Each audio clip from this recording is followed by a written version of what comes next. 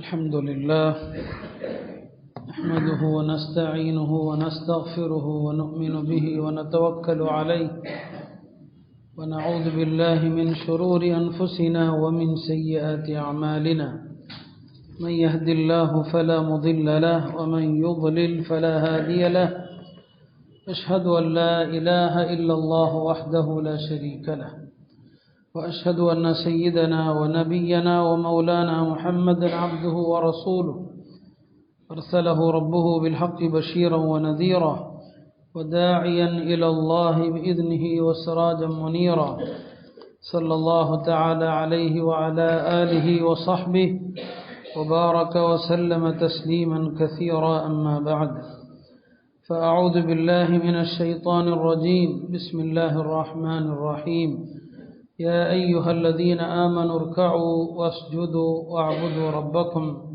وافعلوا الخير لعلكم تفلحون وقال النبي صلى الله عليه وسلم أحب الأعمال إلى الله سرور تدخله على مسلم أو كما قال صلى الله عليه وسلم. கண்ணியத்திற்குரிய அல்லாஹ்வின் நல்லடியார்களே, அல்லாஹ் ஜல்ல சுப்ஹானஹு வ தஆலா இந்த அழகான தீனை நமக்கு வழங்கியிருக்கிறான். இந்த மார்க்கத்திலே பல்வேறு வழிகாட்டுதல்கள் நமக்கு இருக்கிறது. ஏவப்பட்டவைகள், விளக்கப்பட்டவைகள் என்று பல இருக்கிறது. வணக்கங்களில் சிறந்தது எது, குணங்களில் சிறந்தது எது என்றெல்லாம் பல்வேறு விஷயங்கள் குறித்து உலமாக்கள் பல கருத்து பரிமாற்றங்கள் செய்வாங்க. சில விஷயங்களில் நம்முடைய கவனம் அதிகமாக இருக்கும், அதில் நாம் கவனம் செலுத்துவோம். ரமதான் வருகிறது, ரமதானில் வழிபடுவது சிறந்த ஒரு செயல் என்பதை எல்லோரும் அறிந்திருக்கிறோம். எனவே ரமதானுடைய வழிபாடுகளில் ஒரு கூடுதல் கவனம் இருப்பதை நம்ம பார்க்குறோம். சில விஷயங்களில் ஒரு கவனம் நமக்கு இருக்கிறது. ஆனால் சில விஷயங்கள் இருக்கிறது, அவை மிகச்சிறந்த வணக்கங்கள், ஆனால் அவற்றிலே நம்முடைய கவனம் அவ்வளவாக இருக்காது. அது குறித்து நம்மிடத்திலே ஒரு அலட்சியம் இருக்கும். நாம் இன்றைய பயானிலே அது குறித்து தான் உங்களுக்கு நினைவூட்ட விரும்புகிறோம்.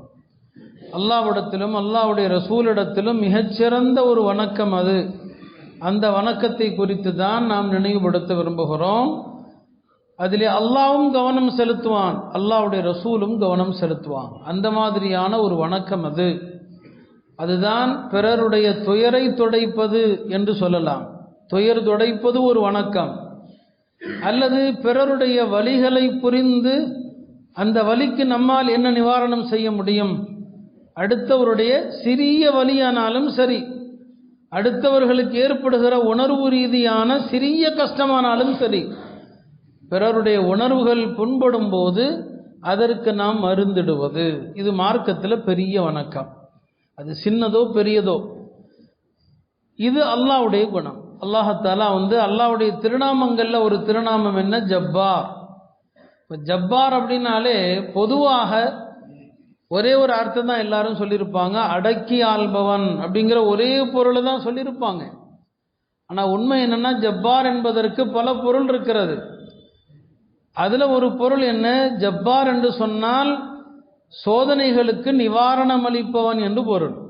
பெருமானார் ஸல்லல்லாஹு அலைஹி வஸல்லம் அவர்கள் 2 சஜிதாவுக்கு மத்தியிலே அமர்கிற போது இப்படி ஒரு துவா ஓதியிருக்கிறாங்க. அதில் இந்த ஜப்பார் என்கிற வார்த்தையிலிருந்து வரக்கூடிய அந்த வேர்ச்சொல் வரும். அல்லாஹும்ம ஃபிர்லி வர்ஹம்னி வஜ்புர்னி, யா அல்லாஹ் என்னை மன்னிப்பாயாக, என் மீது கருணை காட்டுவாயாக, வஜ்புர்னி எனக்கு ஏற்பட்ட சோதனைகளுக்கு நிவாரணத்தை தருவாயாக. அந்த வார்த்தை தான், அதான் ஜப்பார், சோதனைகளுக்கு நிவாரணம் தருபவன் என்று பொருள் ஜப்பாருக்கு. உண்மையிலுமே சோதனைகளுக்கு அல்லாஹ் தான் நிவாரணம் தர முடியும். எனவே சோதனைகளுக்கு நிவாரணம் அளிப்பவன் அல்லாஹ். உண்மையிலுமே அடியார்களுக்கு ஏற்படுகின்ற சிறிய பெரிய எல்லா கஷ்டங்களுக்கும் அல்லாஹ் தான் நிவாரணம் அளிக்கிறான். அதனால தான் ரப்பு ஒவ்வொரு நாளும் முதல் வானத்திற்கு இறங்கி வருகிறான். ஒவ்வொரு இரவிலும் இறங்கி வந்து கேட்கிறான், என்னிடம் கேட்போர் உண்டா, பாவ மன்னிப்பு தேடுவோர் உண்டா என்று ஒவ்வொரு நாளும் கேட்கறது எதற்காக, நம்முடைய வலிகளுக்கு நிவாரணம் தருவதற்கு. எத்தனையோ பிரச்சனைகள், கவலைகள் எல்லாவற்றுக்கும் நிவாரணம் அளிப்பதற்கு தான் தினமும் அல்லாஹ் முதல் வானத்திற்கு இறங்கி வந்து கேட்குறான். அல்லாஹ் தன் அடியார்களுடைய எல்லா கஷ்டங்களுக்கும் நிவாரணம் தருவான். மூசா அலைஹிஸ்ஸலாம் அல்லாஹ்வை பார்க்கணும்னு ஆசைப்பட்டாங்க, அது பார்க்க முடியாம போச்சு. பார்க்கணும்னு ஆசைப்பட்டாங்க, முடியல. அப்புறம் அல்லாஹ் தன்னுடைய ஒலியை ஒரே ஒரு கீற்று இறங்கிச்சு அந்த தூர் மலையில, அது சுக்குநூறாச்சு. மூசா அலைஹிஸ்ஸலாம் மயக்கமுற்று விழுந்துட்டாங்க. அப்புறம் எழுந்தாங்க, அல்லாஹ்ட்ட தௌபா செஞ்சாங்க. பாருங்க, மூசா அலைஹிஸ்ஸலாம் பார்க்க ஆசைப்பட்டு அல்லாஹ் இந்த உலகத்தில் அது முடியாதுன்னு சொல்லிட்டான். இப்போ மூசா அலைஹிஸ்ஸலாம் அவர்களுக்கு அல்லாஹ் தன்னுடைய அந்த காட்சியை காட்டாவிட்டாலும் கூட அடுத்த ஆயத்திலேயே பார்த்தீங்கன்னா அல்லாஹ் மூசா அலைஹிஸ்ஸலாமுக்கு ஒரு ஆறுதல் கொடுப்பான். காலயா மூசா இன்னி ஸ்தஃபைதுக அலன் நாசி பிரிசாலாத்தி வபிகலாமி. ஆறுதல், மூசாவே இன்னி ஸ்தஃபைதுக், நான் உங்களை தேர்ந்தெடுத்து விட்டேன், அலன் நாஸ், எல்லா மக்களை விட உங்களை நபியாக தேர்ந்தெடுத்திருக்கிறேன், என்னுடைய தூதுத்துவத்தை உங்களுக்கு கொடுத்திருக்கிறேன், நேரடியாக உங்கள்கிட்ட பேசியிருக்கிறேன். அங்கே ஆறுதல் சொல்கிறான், என்னை பார்க்க முடியாமல் போனதுக்காண்டி கவலைப்பட வேண்டாம் மூசா, நான் உங்களை சிறப்பித்திருக்கிறேன், உங்களுக்கு நபித்துவம் கொடுத்திருக்கிறேன், உலகத்தில் யார்கிட்டையும் நான் நேரில் பேசினதில்லை, உங்கள்கிட்ட பேசியிருக்கிறேன். அங்கே அல்லாஹ் ஆறுதல் சொல்லுகிறான். நபிமார்களுக்கு எந்த துன்பம் ஏற்பட்டாலும் அல்லாஹ் உடனே ஆறுதல் அளிப்பான். நிறைய நபிமார்களுடைய சரித்திரங்களை சொல்லலாம். யூசுப் அலைஹிஸ்ஸலாமை கிணத்துல போடுறாங்க, சகோதரர்கள் அல்லாஹாலா அங்கேயே அவங்களுக்கு வஹி அறிவிக்கிறான். வஅவ்ஹைனா இலை லதுனப்பிஅன்னஹும் பிஅம்ரிஹிம் ஹாதா. யூசுஃபே கவலைப்படாதீங்க, அவர்கள் உங்களுக்கு செய்த இந்த துரோகங்கள் இதையெல்லாம் ஒரு காலம் வரும், நீங்க அவங்கள்ட்ட சொல்வீங்க அப்படின்னு சொல்லி அல்லாஹ் சொல்றான். பின்னால அவங்க எகிப்து நகரத்தினுடைய பெரிய அதிகாரியா வரும்போது யூசுப் அலைஹிஸ்ஸலாமுடைய சகோதரர்கள் உணவு தேடி எகிப்துக்கு வந்தாங்க. அல்லாஹ் அதை அவங்க கிணத்துல போடும்போதே ஆறுதல் சொல்லிட்டான், கவலைப்படாதீங்க. இப்போ எல்லா நிலைகளிலும் அல்லாஹாலா தன்னுடைய நடிகார்களுக்கு ஆறுதல் தருவான். 2 நாளைக்கு முன்னால மேராஜை பற்றி பேசினோமே, மேராஜ் என்ன, பெருமானாருக்கு அல்லாஹ் கொடுத்த ஆறுதல் பயணம், அது துயர் துடைத்த பயணம். எப்போ தாயிஃபிலிருந்து மனமுடைந்து வந்தார்களோ, கடுமையான மன உளைச்சலுக்கு ஆளானார்களோ, அந்த மன உளைச்சலுக்கான நிவாரணம் தான் இந்த மேராஜுங்கிற பயணம். எனவேதான் சில உலமாக்கள் சொல்லுவாங்க, மேராஜுடைய அந்த பயணத்திற்கு சரியான பெயர் என்ன, ரெஹலத்துல் ஜபர். ரெஹலத்துல் ஜபர் என்று சொன்னால் பெருமானாருக்கு துயர் துடைப்பதற்காக அல்லாஹ் ஏற்படுத்தி கொடுத்த பயணம் அது. அல்லாஹ் நல்லோர்கள், சாலிஹீன்கள், நபிமார்கள் அவர்களுக்கு வலி ஏற்படுகிற போது அந்த வலியை உடனுக்குடன் தொடச்சிருவான். அதான் ஜப்பார், அவன்தான் ஜபர். எல்லாவற்றுக்கும் நிவாரணம் அளிக்கக்கூடியவனாக அல்லாஹ் தான் இருக்கிறான். இது அல்லாஹ்வுடைய குணம். இது ரசூல் ஸல்லல்லாஹு அலைஹி வஸல்லம் குணம். பெருமானார் ஸல்லல்லாஹு அலைஹி வஸல்லம் அவர்கள் யாருடைய உள்ளத்திலும் ஒரு கவலையை பார்த்துட்டா போதும், உடனே அந்த கவலைக்கான நிவாரணம். யாரா இருந்தாலும் சரி, சுதந்திரமானவர்களோ அடிமைகளோ, பணக்காரர்களோ ஏழைகளோ, யாரா இருந்தாலும் சரி, அவங்க முகத்துல ஏதாவது ஒரு சோகத்துக்கான அறிகுறியை பார்த்துட்டாங்கன்னா உடனே அந்த வலியை நீக்கிடுவாங்க. ஜாபிர் ரலியல்லாஹு அன்ஹு அவர்கள் ஒரு நாள் மிகுந்த கவலையோடு உட்கார்ந்துருக்கிறாங்க. பெருமானார் ஸல்லல்லாஹு அலைஹி வஸல்லம் அவர்கள், என்ன ஜாபிர், என்ன கவலைக்கு என்ன காரணம்? யா ரசூலல்லாஹ், உங்களுக்கே தெரியும், என் தந்தை உஹதுல ஷஹீத் ஆயிட்டாங்க, 9 பெண் மக்கள் இருக்கிறாங்க, கடன்கள் இருக்கிறது, நான் எப்படி கவலைப்படாமல் இருக்க முடியும்? பெருமானார் ஸல்லல்லாஹு அலைஹி வஸல்லம் அவர்கள் சொன்னாங்க, ஜாபிரே கவலைப்படாதீர், அல்லாஹ் யாரிடத்திலும் இறந்து போனா கூட அல்லாஹ் ஷஹீதுகளிடத்தில் அல்லாஹ் பேசுவான். அல்லாஹ் யாரிடத்திலையும் நேரடியாக பேசினதில்லை, திரைக்கு அப்பால் தான் பேசுவான். ஆனால் உங்களுடைய தந்தை ஷஹீதாக்கப்பட்ட போது உங்களுடைய தந்தை இடத்துல அல்லாஹ் நேரடியாக பேசினான். கல்லம அபாக கிஃபாஹன், அல்லாஹ் உங்கள் தந்தை இடத்துல நேரடியாக பேசினான். நேரடியாக பேசி அல்லாஹ் என்ன சொன்னான் தெரியுமா? தமன்னா அலைய உஅதிக். ஜாபிருடைய தந்தை இடத்துல அல்லாஹ் சொன்னான், அவர் பேர் அப்துல்லா, அப்துல்லாவே உமக்கு என்ன வேண்டும் ஆசைப்படுங்கள் தருகிறேன்னு சொல்லி சொன்னான். இது போதாதா உம்முடைய தந்தையினுடைய, பாருங்க அந்த வலி துயரத்தில் இருக்கிறவருக்கு இதை விட ஆறுதல் சொல்ல முடியுமா என்ன? இறந்து போயிட்டாங்க தந்தை, அல்லாஹ் நேரடியாக உன் தந்தை இடத்துல பேசினான், கேட்டதெல்லாம் கொடுக்குறேன்னு சொன்னான், அதனால கவலைப்படாதீர், உம்முடைய கடன்கள் எல்லாம் நிறைவேறுன்னு சொன்னாங்க. பெருமானார் ஸல்லல்லாஹு அலைஹி வஸல்லம் அவர்கள் யாருடைய உள்ளத்துல முகத்துல சோக ஒரு ரேகையை கண்டா கூட உடனே நபி ஸல்லல்லாஹு அலைஹி வஸல்லம் ஆறுதல் சொல்லுவாங்க. பத்ரு போருக்காக மக்கள் புறப்பட்டு வந்தாங்க, போர் முடிந்தது. போர் முடிந்து திரும்புகிற போது உஸ்மான் ரலியல்லாஹு அவர்களுக்கு 2 துயரம். ஒன்று, அவங்களால போரில் கலந்து கொள்ள முடியல.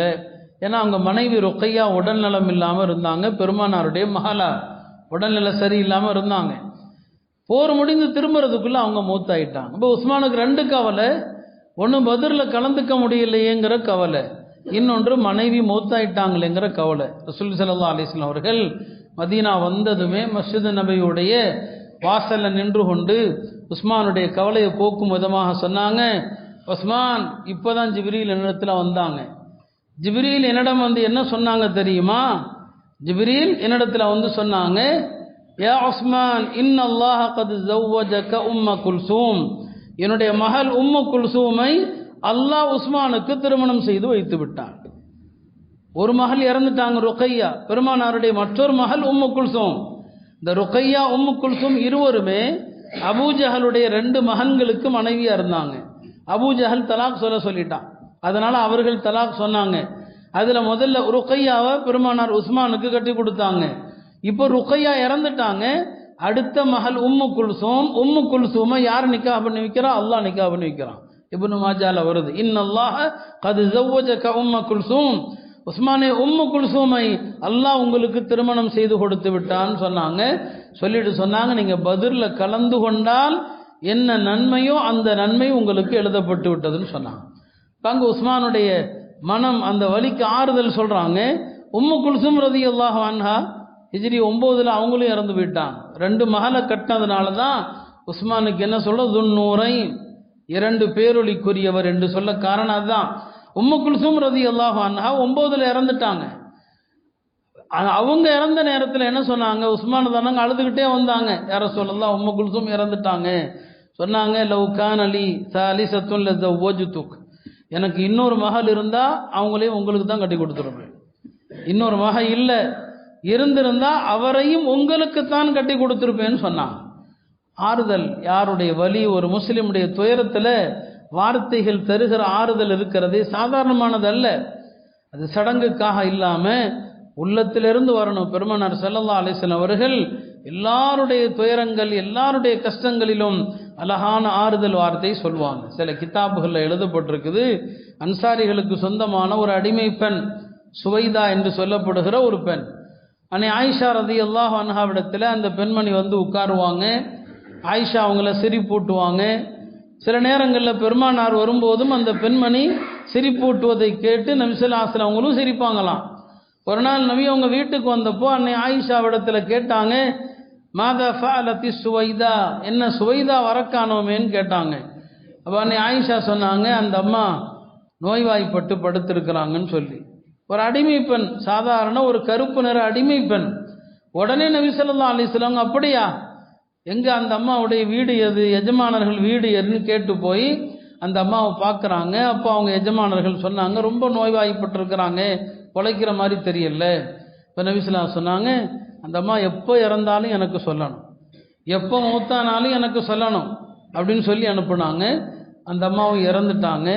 அப்போ எஜமானர்கள் பெருமானாரிடம் வந்து சொன்னாங்க, யா ரசூலல்லாஹ், அந்த பெண்மணி சுவைதா இறந்துட்டாங்களேன்னு சொல்லி. உடனே நபி ஸல்லல்லாஹு அலைஹி வஸல்லம் வந்தாங்க. அந்த பெண்ணை ஜனாசா தொழு வச்சு கையை தூக்கி அல்லாஹ்ட்ட துவா செய்கிறாங்க, யா அல்லாஹ், இந்த பெண்மணி என் வீட்டுக்கு வந்து என்னை சிரிப்பூட்டுவாங்க, என்னை சந்தோஷப்படுத்துறதுக்காக, சொர்க்கத்திலே அவர்களை சந்தோஷப்படுத்தும் விதமாக நீ அவர்களுக்கு சிரிப்பூட்டுவாயாக என்று பெருமானார் ஸல்லல்லாஹு அலைஹி வஸல்லம் அவர்கள் துவா செய்கிறாங்க. ரசூல் ஸல்லல்லாஹு அலைஹி வஸல்லம் அவர்கள் ரஹ்மத்துல் ஆலமீன், எல்லாருடைய கவலையிலும் பங்கெடுப்பாங்க, எல்லாருடைய துக்கத்திலும். அடிமை, இன்றைக்கு நாம் அப்படி இல்லை. ஜனாசாக்களில் பங்கெடுக்கிறதுல கூட நாம் பணக்காரர், ஏழை, உயர்ந்தவர், சிறியவர், பெரியவர், தாழ்ந்தவர் என்று பாகுபாடு காட்டுறோம். நேரம் இல்லாமல் போகிறது வேறு விஷயம். ஆனால் நம்ம ஆள் பார்த்து ஜனாசாக்களில் நாம் பங்கெடுக்கிறோம். ரசூல் ஸல்லல்லாஹு அலைஹி வஸல்லம் அவர்கள் அந்த ஒரு அடிமை பெண்ணுடைய எஜமானர்களுக்கு கூட ஆறுதல் சொல்வதில் எந்த குறையும் வைக்கல. யாருடைய மனம் புண்பட்டாலும் ஆறுதல் தான். நமக்கெல்லாம் தெரியும் ஒரு சம்பவம், நான் சொல்லியிருக்கிறேன். ஒரு போர்க்களத்தில் முடிந்து போர் செல்வங்களை பெருமானார் பகிர்ந்து கொடுத்த போது அன்சாரிகளுக்கு ஒரு வருத்தம், நமக்கெல்லாம் தரவில்லை இந்த செல்வங்களை என்று சில வாலிபர்களுக்கு வருத்தமாக போச்சு. ரசூல் ஸல்லல்லாஹு அலைஹி வஸல்லம் அவர்கள் இந்த அன்சாரிகளை எல்லாம் கூப்பிட்டு ஒரு அழகான உரை நிகழ்த்துவாங்க. இதில் என்ன கவனிக்க வேண்டிய விஷயம், அன்சாரிகள் மனம் வருத்தப்பட்டாங்க.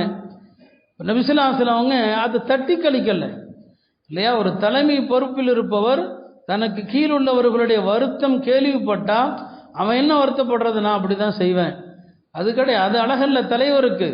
நபி ஸல்லல்லாஹு அலைஹி வஸல்லம் நினைச்சிருந்தா என் மீது வருத்தப்பட என்ன உரிமை இருக்குதுன்னு சொல்லி அவங்க மேலே கோவப்பட்டிருக்கலாம். இல்லை, அந்த வருத்தத்திற்கு அழகான நிவாரணம் சொன்னாங்க. அவங்களெல்லாம் கூப்பிட்டு அழகான உபதேசம் பண்ணி, அந்த உபதேசத்தினுடைய கடைசி வார்த்தைகள் பொன்னெழுத்துக்களால் பொறிக்கப்பட வேண்டிய வார்த்தைகள் சொல்லுவாங்க. மக்களே, மக்கள் எல்லாம் அன்சாரிகளே, எல்லா மக்களும் ஒரு ஓடையில் போனால் நான் அன்சாரிகள் செல்லக்கூடிய பாதையில் வருவேன். மற்ற மக்கள் எல்லாம் என்னுடைய வெளி ஆடைன்னு சொன்னால் அன்சாரிகளாகி நீங்கள் என்னுடைய உள்ள ஆடைன்னு சொன்னாங்க. எல்லாரும் தங்களுடைய வீட்டுக்கு ஆட்டையும் ஒட்டகத்தையும் கொண்டு போகிறாங்கன்னு சொன்னால் நீங்கள் அல்லாஹ்வுடைய தூதராகி என்ன கொண்டு போங்கன்னு சொன்னாங்க. ஹிஜ்ரத்துடைய சிறப்பு இல்லைன்னு சொன்னால் நான் அன்சாரிகளில் ஒருவனாகத்தான் மரணித்திருப்பேன்னு சொன்னாங்க. எல்லாத்தையும் சொல்லி முடிச்சுட்டு கடைசியில் துவா செஞ்சாங்க. அல்லாஹும்ம ஃபிரில் அன்சார் வ அப்னா அல் அன்சார் வ அப்னா அப்னா இல் அன்சார். யா அல்லாஹ், அன்சாரிகளுக்கு கருணை காட்டு, அன்சாரிகளுடைய பிள்ளைகளுக்கு கருணை காட்டு, அன்சாரிகளுடைய பிள்ளைகளுடைய பிள்ளைகளுக்கு கருணை காட்டு. இப்படி சொன்னால் யாராலே தாங்க முடியுமா? அன்சாரிகள் தாடி நனையும் அளவுக்கு அழுதாங்க. நான் சொல்ல வர விஷயம் என்ன, அந்த ஒரு சின்ன வலின்னு கேள்விப்பட்டாங்க, அதை அலட்சியப்படுத்தலை. நம்ம அலட்சியப்படுத்துறதுனால தான் அது பின்னால் எப்படி மாறுது, பகையாக மாறும், விரோதமாக மாறும். ரசூல் ஸல்லல்லாஹு அலைஹி வஸல்லம் அவர்கள் யாருக்கும், பெருமானார் ஸல்லல்லாஹு அலைஹி வஸல்லம் யாருடைய வலியும் விட்டு வைக்க மாட்டாங்க. அவருடைய மனம் புண்பட்டது என்று தெரிந்தால் யாராக இருந்தாலும் சரி கூப்பிட்டு அழகான ஆறுதல் சொல்லுவாங்க. அதான் பெருமானாருடைய பழக்கம். ஒரு சந்தர்ப்பத்தில் பெருமானாருடைய சச்சா, அதாவது ஹம்சா ரலியல்லாஹு அன்ஹுடைய மகளார் ஃபாத்திமா, அவங்க வெறும் ஃபாத்திமா தான், ஹஜ்ரத் ஹம்சாவுடைய மகளார். ஹிஜ்ரி 7ஆம் ஆண்டு பெருமானார் ஸல்லல்லாஹு அலைஹி வஸல்லம் அவர்கள் உம்ராவை முடிச்சுட்டு திரும்புகிறாங்க. அப்போ மக்கா வெற்றி கொள்ளப்படாத காலம், காஃபிர்கள் கையில் தான் இருக்குது. ஹம்சா ரலியல்லாஹு அன்ஹுடைய மகளார் சிறுமியாக வளர்ந்து நிற்கிறாங்க. அவங்க பெருமானாரை கண்டதும் மக்கால தான் இருக்கிறாங்க, ஓடி வர்றாங்க, யா அம்மி யா அம்மின்னு ஓடி வர்றாங்க. பெருமானார் அந்த குழந்தையை தூக்கிட்டு வரும்போது 3 பேர் போட்டி போட்டுக்கிறாங்க. இந்த குழந்தைய நாங்கள் தான் வளர்ப்போம் என்று 3 பேர் போட்டி போடுறாங்க. யாரு? ஜாஃபர் இப்னு அபி தாலிப். ஜாஃபர் ஹஜ்ரத் அலியுடைய சகோதரர் ஜாஃபர். 2வது யார்? ஹஜ்ரத் அலி. 3வது பெருமானாருடைய வளர்ப்பு மகன் என்று போற்றப்பட்ட ஸைத் இப்னு ஹாரிஸா. இந்த 3 பேருமே ஹம்சாவோடு தங்களுக்கான உறவை சொல்லி சொல்லி இந்த குழந்தையை நான் தான் வளர்ப்பேங்கிறார். ஸைத் இப்னு ஹாரிஸா சொல்கிறாங்க, ஹம்சாவும் நானும் பெருமானார் எங்கள் 2 பேரையும் சகோதரர்களாக்குனாங்க, நாங்கள் இஸ்லாத்தில் சகோதரர்கள், எனவே என் சகோதரர் குழந்தை நான் தான் வளர்ப்பேங்கிறாங்க. அலி சொல்கிறாங்க, இல்லை இல்லை நான் தான் வளர்ப்பேன், என்னுடைய செச்சா மகளை நான் தான் வளர்ப்பேங்கிறாங்க. ஜாஃபர் சொல்கிறாங்க, என்னுடைய மனைவி ஹம்சாவுடைய மனைவியின் சகோதரி, இந்த குழந்தைக்கு என் மனைவி ஹாலா, இந்த பிள்ளைக்கு என்னுடைய மனைவி ஹாலா, நான் தான் வளர்ப்பேங்கிறாங்க. சண்டை 3 பேர்த்துக்கும். நபி ஸல்லல்லாஹு அலைஹி வஸல்லம் அவர்கள் தீர்ப்பு செஞ்சாங்க, அல் ஹாலத்து பி மன்சிலத்தில் ஒரு குழந்தையை வளர்க்கறதுக்கு தாய் இல்லை, அப்போ ஹாலா இருக்கிறாங்கன்னா ஹாலா தான் தாய் மாதிரி. எனவே ஜாஃபருடைய மனைவி இந்த குழந்தைக்கு ஹாலாவாக இருக்கிறதுனால வளர்க்கிற பொறுப்பு அவரிடத்துல தான், அவரே எடுத்துக்கொண்டு போகட்டும்ட்டாங்க. இப்போ ஒரு வழக்கு எப்போதுமே எல்லாரையும் திருப்திப்படுத்துகிற மாதிரி தீர்ப்பு சொல்லவே முடியாது. அதனால தான் ஹதீஸில் வரும், மன் ஜுஇல காதியன் துபிஹ பிகைரி சிக்கீன், யார் மக்களுக்கு காதி ஆயிட்டானோ கத்தியின்றே அறுக்கப்பட்டவன் அர்த்தம். கத்தியால் அறுத்தா கூட சீக்கிரம் செத்து போயிடுவான், கத்தி அல்லாத வேற பொருளை கொண்டு அடுத்தா சித்திரவதை தான் இல்லையா. காதியா இருக்கிறவன் உழப்பம் அப்படித்தான். பஞ்சாயத்தில் யாரையும் திருப்திப்படுத்த முடியாது. இப்போ குழந்தை யார்கிட்ட எடுத்துகிட்டு போகணும், ஜாஃபர் எடுத்துகிட்டு போகட்டும்ட்டாங்க. மற்ற 2 பேர் முகம் வாடி போயிருமா இல்லையா. பெருமானார் ஸல்லல்லாஹு அலைஹி வஸல்லம் அவர்கள் யாருடைய கவலை துயரத்தையும் லேசாக அப்படி விட்டுற மாட்டாங்க. அந்த 2 பேரை பார்த்து ஸைதை பார்த்து சொன்னாங்க, அந்த அஹூனா ஓ மௌலானா. ஸைத் அவங்கள பார்த்து சொன்னாங்க, நீங்கள் நம்மளுடைய சகோதரர், நமக்கு தலைவர். அலியை பார்த்து சொன்னாங்க, அந்த மின்னி வ அன மின்க, நீர் என்னிலிருந்து உள்ளவர், நான் உன்னிலிருந்து உள்ளவன். அவருக்கு ஆறுதல். 3வது ஜாஃபரும் இருக்கிறாங்களே, அஷ்பஹத ஹல்கி ஓ ஹுலுகி, நீர் குணத்திலும் தோற்றத்திலும் எனக்கு ஒப்பானவர்னு சொன்னாங்க. ஒரு சின்ன பிரச்சனையில் கூட யார் மனதும் புண்படாமல் தீர்ப்பும் சொல்லிவிட்டு யாருடைய மனசும் புண்படாமல் அந்த சபையை கலைக்கிறது தான் ரசூல் ஸல்லல்லாஹு அலைஹி வஸல்லம் உடைய தன்மை. அருமையானவர்களை, இப்படித்தான் ரசூல் ஸல்லல்லாஹு அலைஹி வஸல்லம் அவர்கள் எல்லாருடைய உறவுகளை மதிப்பாங்க, யாரையும் சங்கடப்படுத்த மாட்டாங்க. ஹஜ்ஜுக்கு வந்துக்கிட்டு இருக்கிறாங்க 10ஆம் ஆண்டு.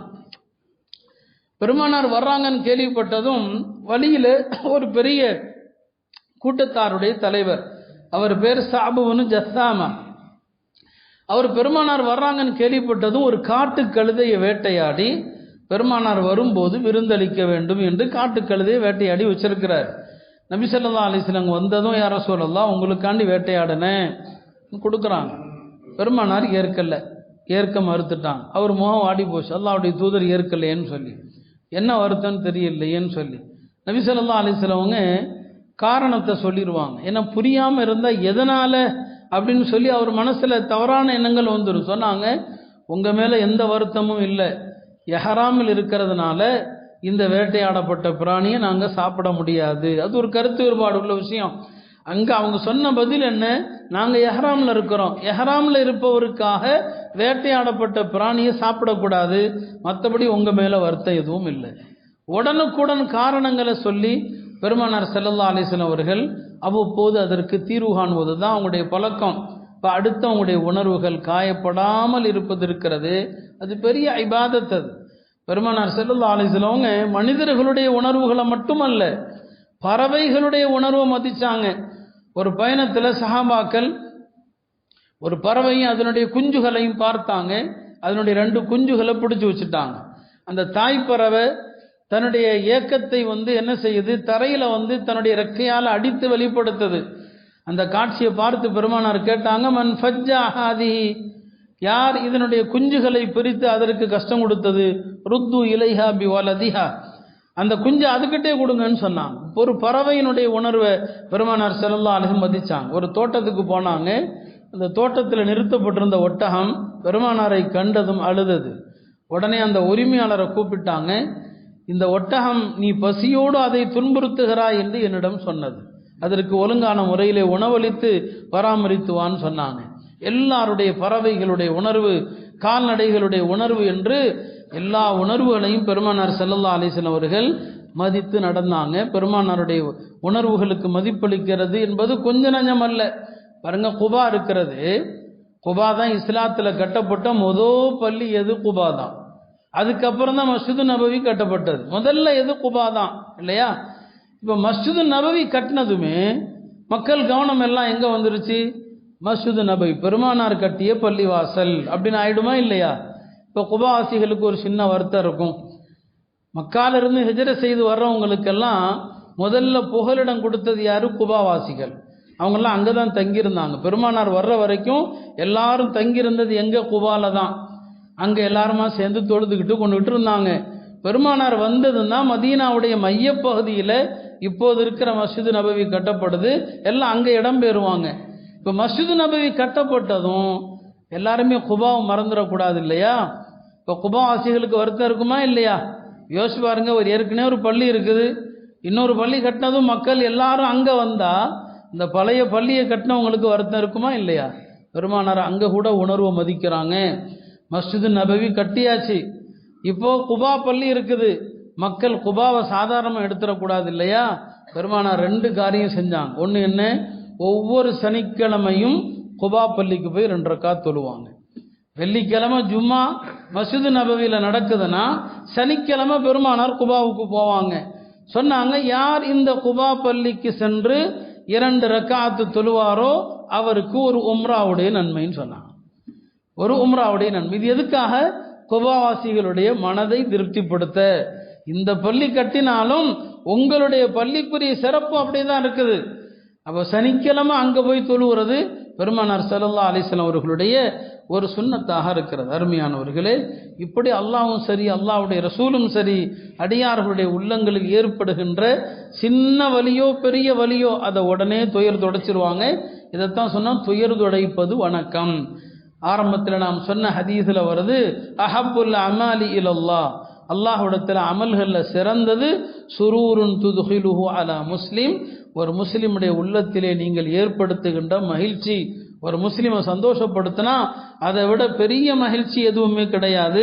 அதனால தான் நம்ம ஹதீஸில் பார்க்குறோம், நீங்கள் அடுத்தவர்களுடைய துயர் துடைக்கிற ஒரு காரியத்தை செஞ்சால் அங்கே அல்லாஹ்வை பார்க்கலாம். அல்லாவை எங்கே தொழுகையில் பார்க்குறோமோ இல்லையோ, நோம்புல பார்க்குறோமோ இல்லையோ, ஹஜ்ஜில் பார்க்குறோமோ இல்லையோ, துயர் துடைக்கிற இடத்துல நீங்கள் அல்லாவை பார்க்கலாம்னு சொல்லி வருது. ஒரு ஹதீஸில் அதானே வருது, மறுமையில் ஒரு அடியான் இடத்துல அல்லாஹ் சொல்லுவான், பசியோட வந்தேன் நீ என்னை பார்க்கல, தண்ணி கேட்டேன் நீ எனக்கு தண்ணி தரல என்று வருதா இல்லையா? அப்போ அந்த அடியான் கேட்பான், உனக்கு ஏது பசி, உனக்கு ஏது தாகம்? அல்லாஹ் அதைத்தான் சொல்லுவான், நான் நோயிட்டு இருந்தேன் என்ன நீ பார்க்கல, உணவு கேட்டு வந்தேன் என்ன நீ பார்க்கல, அங்கெல்லாம் வந்த அடியானுக்கு நீ உதவி செஞ்சிருந்தா என்னை பார்த்திருப்பா என்று. அப்போ துயர் துடைக்கிற இடங்கள்ல அல்லாஹ் இருக்கிறான். மிஸ்ரில் ஒரு பெரிய முஃபஸ்ஸிர் இருந்தாங்க. கடந்த 2005 அந்த காலகட்டங்களில் தான் மூத்தானாங்க. முத்தவல்லி ஷாராவி என்று அவங்களுடைய பெயர். ஒரு பெரிய குர்ஆனுடைய விரிவுரையாளர், ஒரு பெரிய மகான் அவங்க. அவர்கள் ஒரு முறை தனக்கு வைத்தியம் செய்கிற ஒரு டாக்டருக்கு ஃபோன் போடுறாங்க.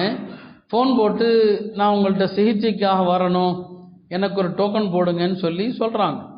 இப்போ அந்த டாக்டர் சொன்னாங்க, அவங்க பெரிய ஆலிம் இல்லையா, இல்லை உங்களுக்கு டோக்கன்லாம் போட தேவையில்லை, நீங்கள் ஆஸ்பத்திரிக்கும் வர வேண்டாம், நானே உங்கள் வீட்டுக்கு வர்றேன், நான் உங்களை பார்க்குறேன் அப்படின்னு சொல்லிடுறாங்க.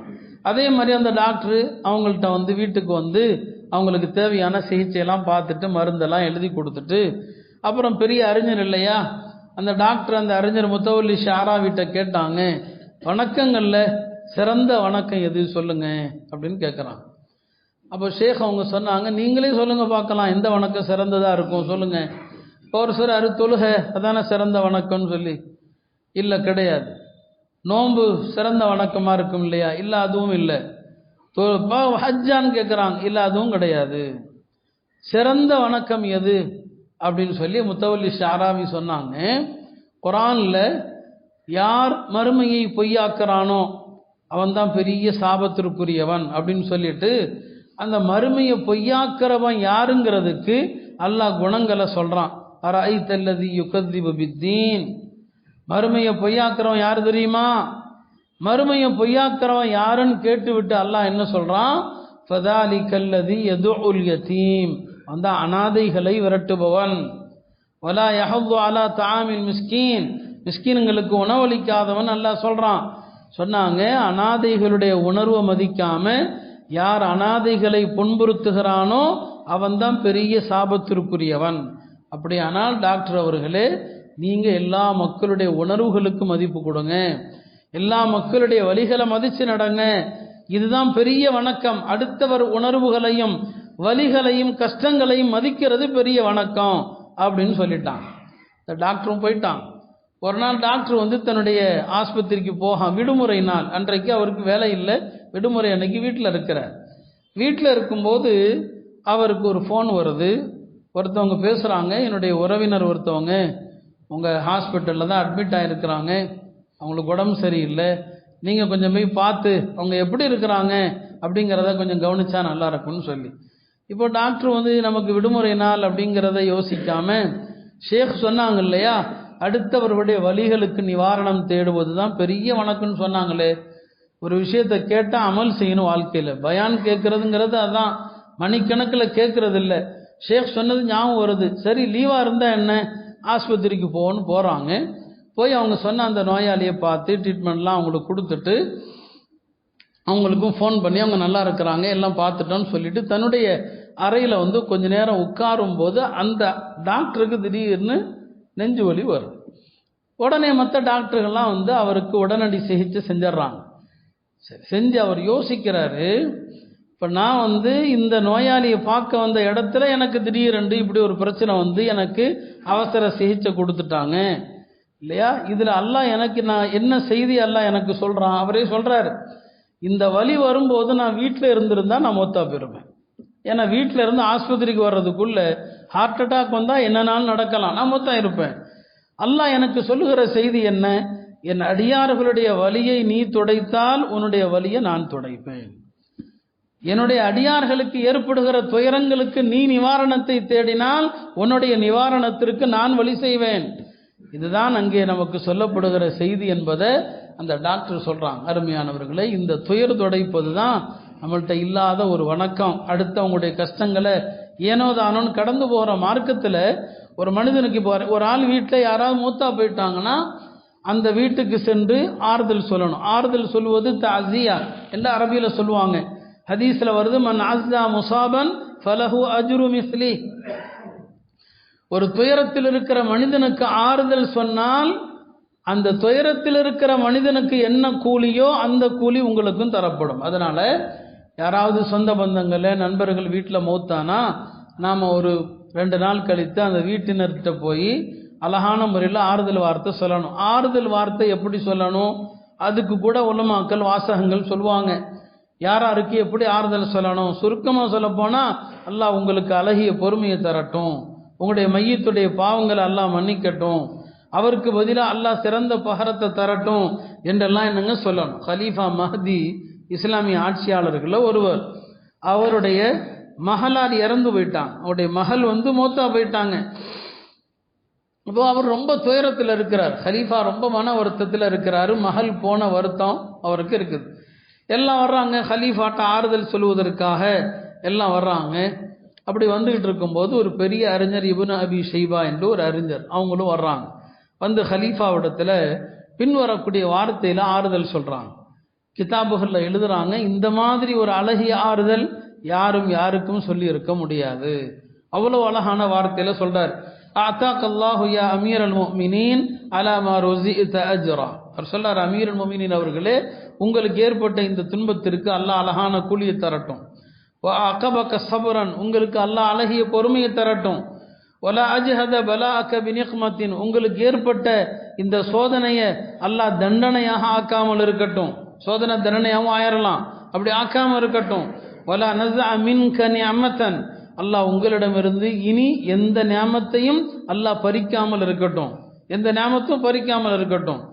கடைசியாக சொல்றாரு, சவாபுல்லாஹி கைருல் லக மின்ஹா, உங்க மகள் இறந்ததுனால நீங்க பொறுமையோடு இருந்தீங்கன்னு சொன்னா அல்லாஹ் உங்களுக்கு கொடுக்கிற சவாப் உங்கள் மகளை விட சிறந்தது.